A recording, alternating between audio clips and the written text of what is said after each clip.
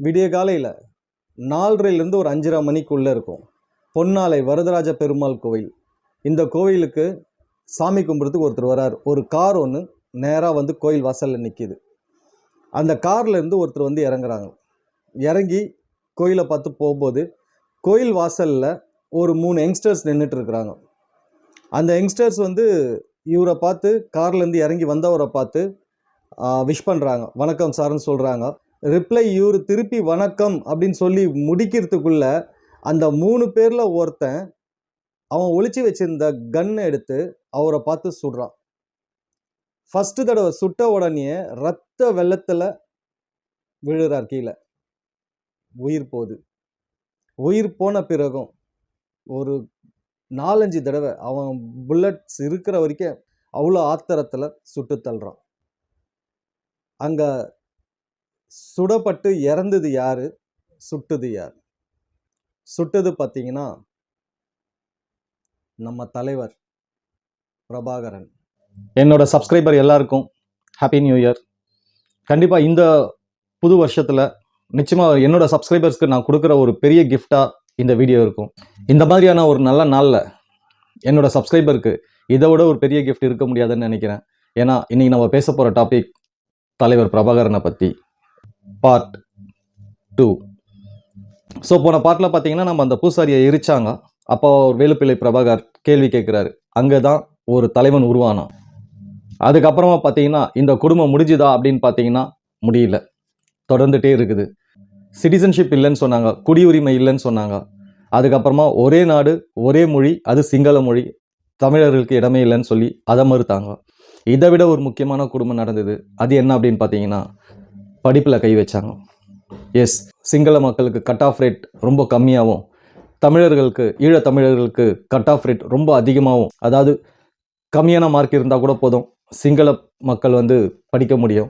ஆனால் தமிழ் மக்கள் படிக்கணும் அப்படின்னா, ஈழத்தமிழர்கள் படிக்கணும் அப்படின்னா மார்க்ஸ் வந்து ரொம்ப அதிகமாக, இவங்கள விட ரொம்ப அதிகமாக ஸ்கோர் பண்ண வேண்டியதாக இருந்தது. அந்த மாதிரி ஒரு சட்டத்தை கொண்டு வந்தாங்க. ஸோ அந்த டைமில் முக்கியமாக ஸ்டூடெண்ட்ஸ் எல்லாமே வந்து போராட்டத்தில் இறங்கிட்டாங்க. இதுக்கு வேறு வழியே இல்லை, போராட்டம் ஒன்று மட்டும்தான் இதுக்கு தீர்வுன்னு முடிவு பண்ணாங்க. தலைவர் பிரபாகரனுக்கு முன்னாடி இருந்த ஜென்ரேஷன், அவங்க அப்பாவோட ஜென்ரேஷன், அவங்க வந்து காந்தியை படித்தாங்க. ஆனால் பிரபாகரன் படித்தது சுபாஷ் சந்திர போஸை. தனி ஒரு மனுஷனாக இருந்து அவ்வளோ பெரிய ஆர்மியை உருவாக்கி பிரிட்டிஷர்ஸ்க்கு எதிராக போராடின சுபாஷ் சந்திர போஸோட வழி தான் கரெக்டான வழி அப்படின்னு முடிவு பண்ணார். ஸோ அவர் தேர்ந்தெடுத்த பாதை சுபாஷ் சந்திர போஸோட பாதை.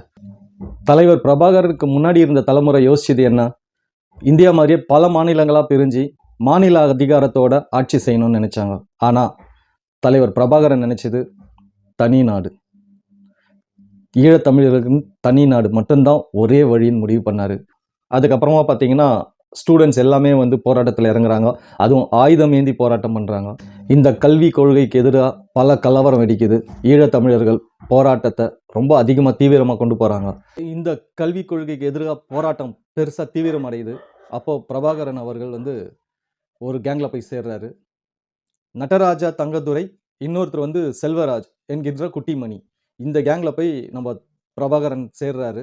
ஸோ அந்த கேங்லேயே அவர் தான் ரொம்ப சின்னவராக இருக்கிறதால அவரை எல்லாருமே தம்பி தம்பின்னு கூப்பிட ஆரம்பித்தாங்க. ஆனால் அன்றைக்கி யாருக்குமே தெரியாது அதுதான் அவரோட அடையாளமாக மாறப்போகுதுன்ட்டு. அவருக்கு இன்னொரு பேரும் இருக்குது. ஒருவேளை பாஷாவோட இன்ஸ்பிரேஷன் இந்த கதை தானே என்னன்னு தெரியல இந்த டைலாக்கு.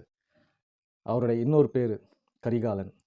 சோழ சாம்ராஜ்யம் உருவாகிறதுக்கு காரணமாக இருந்த முக்கியமான ஆள் கரிகாலன். ஸோ அவரை மாதிரியே என்னோட இனத்துக்காக, என்னோட ஈழத் தமிழர்களுக்காக தனி நாடு உருவாக்குவேன் அப்படின்றதுக்கு உதாரணமாக தான் அவர் அந்த பேரை அவருக்கு வச்சுக்கிட்டாரு, கரிகாலன் அப்படின்னு சொல்லிட்டு. அதுக்கப்புறமா இந்த கரிகாலன் என்ன பண்ணார், என்ன ஆனாருன்னு அடுத்த எபிசோடில் பார்ப்போம்.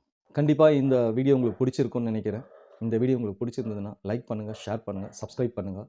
உங்கள் எல்லாருக்குமே நான் ஒரு சின்ன ரிக்வெஸ்ட், நிறைய பேர் பார்க்குறாங்க ஆனால் சப்ஸ்கிரைப் பண்ணுறவங்க ரொம்ப கம்மியாக இருக்காங்க. இந்த வீடியோ எப்பேற்பட்ட தலைவரை பற்றி பேசுகிறோம். ஸோ நிச்சயமாக இது நிறைய பேரை போய் சேரணும், நிறைய பேர் தெரிஞ்சுக்கணும்.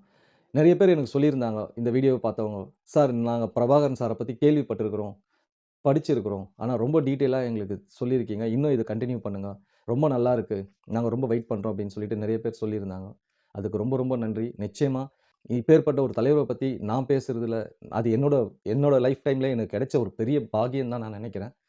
அதுக்கு நான் கடவுளுக்கு நன்றி சொல்லணும். ஸோ நிச்சயமாக இது அடுத்தடுத்த எபிசோட் கொண்டு போகிறது நீங்கள் கொடுக்குற என்கரேஜ்மெண்ட்லையும், நீங்கள் கொடுக்குற சப்ஸ்கிரிப்ஷன்லையும், நீங்கள் கொடுக்குற லைக்ஸ்லையும் தான் இருக்குது. நான் இதை பல எபிசோடாக கொண்டு போகிறேன் கண்டிப்பாக. அதில் எந்த மாற்றமும் இல்லை. Once again happy new year to my all subscribers. Bye.